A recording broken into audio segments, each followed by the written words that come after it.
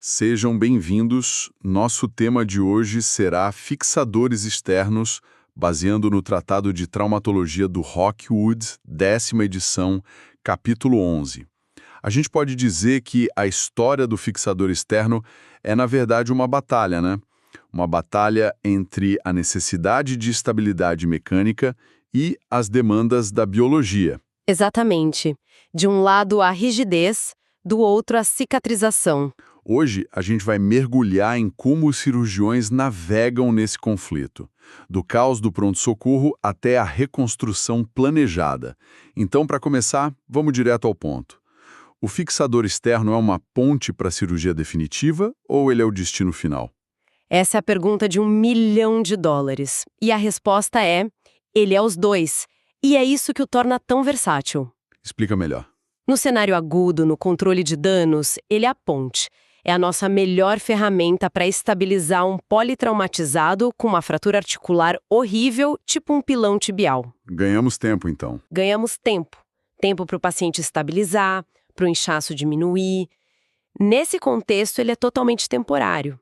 Mas aí, em cenários de reconstrução... Deformidades, falhas ósseas... Isso. Correção de deformidades, transporte ósseo... Aí, ele é o tratamento definitivo. Ele não é uma coisa ou outra, ele é as duas. A arte é saber quando usar cada faceta dele. Perfeito. Então vamos mergulhar nesse primeiro papel, a ponte.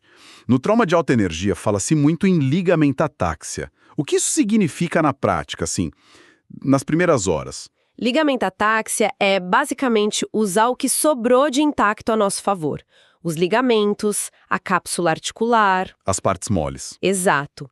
Quando a gente aplica a tração com o fixador, geralmente cruzando a articulação, essas estruturas que estão tensionadas ajudam a alinhar os fragmentos da fratura. É uma redução indireta e bem mais gentil. E a vantagem principal disso? Combate o edema de forma drástica.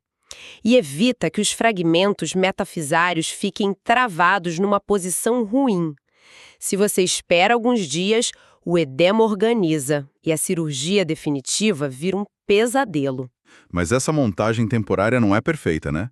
Imagino que um problema seja a perda dessa redução, o que o livro chama de creep do fixador. Exatamente. Creep é aquele afrouxamento lento, progressivo. Acontece na interface do pino com o osso, nas conexões. É um lembrete de que não é um sistema coloque e esqueça. Precisa de vigilância constante. Total. E isso nos leva a uma complicação mecânica ainda mais...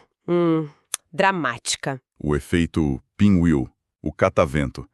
É impressionante como um único pino, mal posicionado, pode causar uma catástrofe. É um exemplo clássico.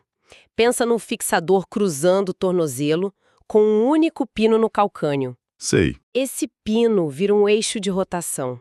A gravidade, o peso do lençol, tudo puxa o pé para baixo, em équino, e a tíbia desliza para frente. E o resultado é a subluxação do pé. Uma subluxação posterior.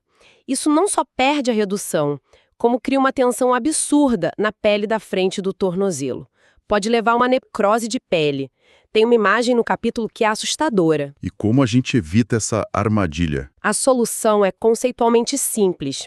A gente precisa de um segundo ponto de fixação para travar essa rotação. Pode ser uma barra de bloqueio. Ou, o que é mais seguro? O mais seguro é inserir pinos no antepé, nos metatarsos e conectar na montagem principal. Isso segura o pé em posição neutra e previne tudo isso. Agora, uma questão que gera discussões acaloradas, para dizer o mínimo. Os pinos do fixador temporário. O trajeto deles pode contaminar a cirurgia definitiva. Esse é o campo minado. A literatura é muito conflitante. Tem estudo para tudo, né? Exato. Tem estudos que mostram uma correlação clara sim. Se a placa passar por cima do trajeto do pino, aumenta o risco de infecção.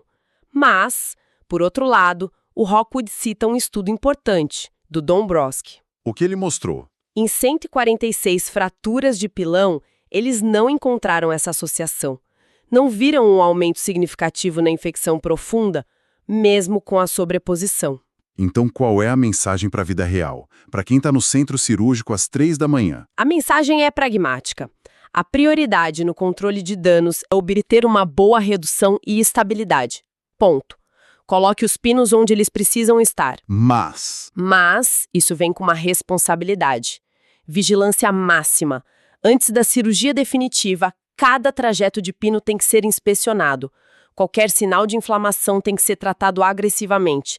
O pior erro é ignorar um trajeto suspeito e colocar metal por cima. Faz todo sentido.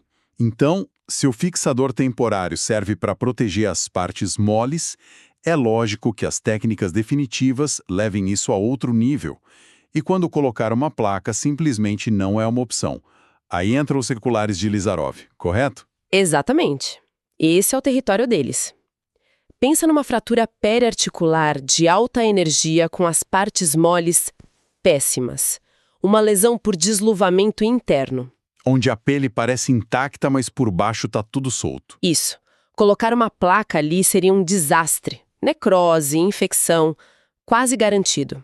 O fixador circular de fios finos dá uma estabilidade incrível com agressão cirúrgica mínima. E os resultados funcionais se comparam aos da placa? Sim, os estudos mostram resultados comparáveis, mas com muito menos complicações de ferida. E aquelas montagens híbridas, que misturam um anel perto da articulação e uma barra na diáfise. Elas parecem elegantes, mas sei que escondem um perigo. Escondem sim. O perigo é a carga em cantilever. Pensa numa prateleira presa na parede de um lado só. A força se concentra toda ali. Exatamente. Acontece a mesma coisa na junção da parte circular com a monolateral.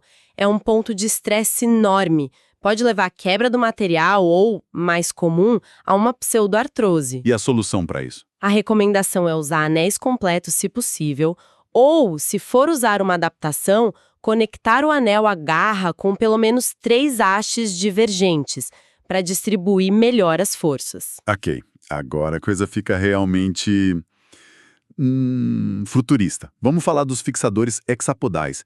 Como essa tecnologia, que é basicamente um robô controlado por software, mudou o jogo? Mudou tudo.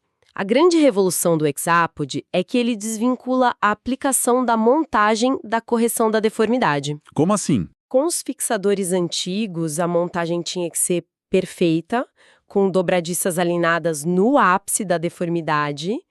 Era muito complexo. Com o hexápode, não. Você pode aplicar os anéis de forma imperfeita. E o software corrige isso? Exato. Você informa o programa, a geometria da sua montagem e a deformidade que você quer corrigir. Aí o software calcula os ajustes diários de cada uma das 6 hastes, os struts, para mover o osso de forma gradual e precisa nos 6 eixos ao mesmo tempo. É uma mudança de paradigma. Completa. O capítulo descreve uma aplicação que soa quase como ficção científica. Usar o hexápode em fraturas expostas. Me guia por essa estratégia. É uma das aplicações mais brilhantes. Imagina uma fratura exposta com perda de pele. A ferida não fecha. O clássico seria um retalho. Isso, um retalho microcirúrgico. Com o hexápode, a gente pode, de propósito, criar um encurtamento e uma angulação na fratura. Você entorta o osso. A gente entorta o osso, deliberadamente. Mas isso permite que as bordas da pele se aproximem e a gente consegue um fechamento primário. É a mecânica servindo a biologia. E depois? Depois que a ferida cicatriza, em algumas semanas, a gente insere os parâmetros no software e começa a correção gradual. O hexápode lentamente alonga e realinha o membro de volta ao normal. Fantástico. Mas toda essa tecnologia não adianta se a base não for sólida. Vamos voltar aos fundamentos. A interface pino-osso. Qual é a técnica de inserção de pinos que minimiza a complicação? É um ritual, e cada passo tem uma razão. Primeiro, incisão na pele com bisturi. Depois, dissecação romba até o osso, para proteger nervos e vasos. E o protetor de partes moles. Fundamental, para evitar que o músculo enrole no pino. E a perfuração, sempre com baixa rotação e irrigação contínua. Para evitar a necrose térmica. Isso. Osso queimado morre, é reabsorvido e o pino afrouxa.